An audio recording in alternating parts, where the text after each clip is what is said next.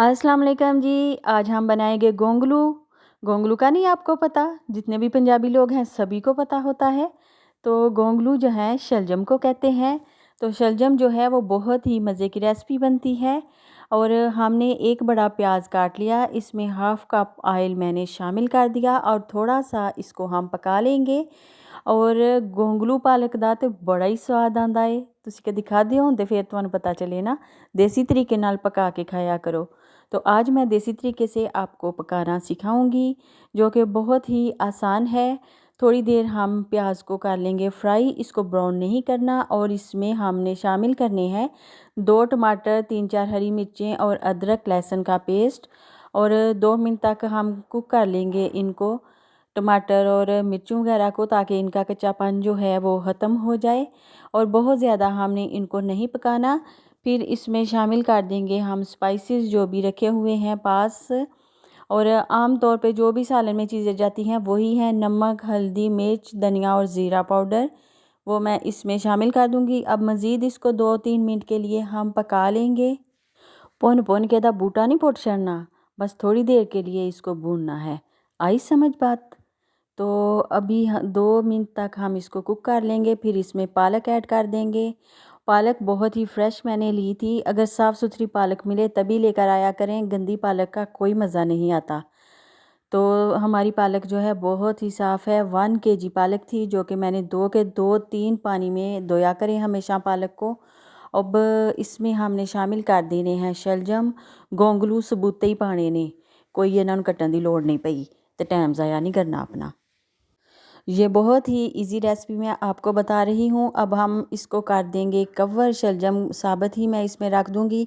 आप काट के रखें, बड़े बड़े पीस बना के इसमें डालें या फिर साबित ही रख दें, ये कोई भी इशू नहीं।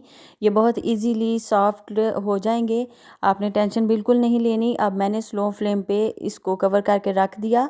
आधे घंटे के बाद मैं इसको चेक करूँगी तो देखें इन शलजम ने बहुत सारा पानी छोड़ दिया है और वो खुद ही टूट भी चुके हैं।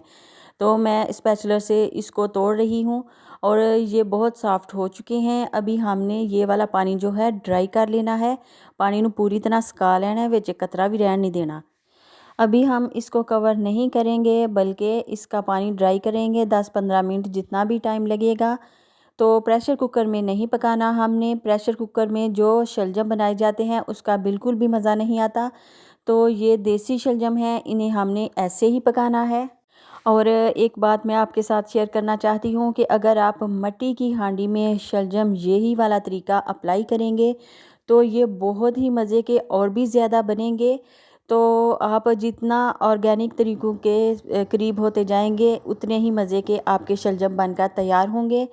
तो हमारा जो पानी है आलमोस्ट ड्राई हो चुका है। तो अभी थोड़ी देर और कुक करूँगी और हमारे शलजम जो हैं वो तैयार हो चुके हैं। इनके पीस नज़र नहीं आने चाहिए। शलजम को पूरी तरह इसमें पीस डालें। तो मेरे स्पैचुलर से भूनते हुए ही ये सारे शलजम टूट चुके हैं और अच्छी तरह से मिक्स हो चुके हैं। बस इसी तरह मज़ा आता है। अब आप इसको खाएं रोटी के साथ, पराठा बना लें या फिर आप मकई की रोटी के साथ खाएं, साथ में लस्सी बनाएं, तो आ जाएगा बहुत सारा मज़ा।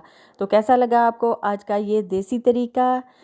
ਹੁਣ गोंगलू बड़े ही स्वादले पक गए ने। ਹੁਣ ਇਹਨਾਂ ਨੂੰ ਟੁੱਟ ਕੇ ਪੈ ਜਾਓ ਤੇ ਖਾ ਲਓ ਫਟਾਫਟ, ਇੰਜ ਨਾ ਹੋਏ ਕਿ ਮੁੱਕ ਹੀ ਜਾਣ। ਹੁਣ ਇਹ ਨਾ ਕਿਉਂकि ਤੁਹਾਨੂੰ नहीं पता स्वादले की ਹੁੰਦੇ ਨੇ। स्वादले मीन्स बहुत ही मज़े के टेस्टी।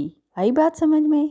तो ठीक है, काकी को रखिए दुआ में याद, अपना और प्यार का रखिए बहुत सारा ख्याल। अल्लाह हाफिज़।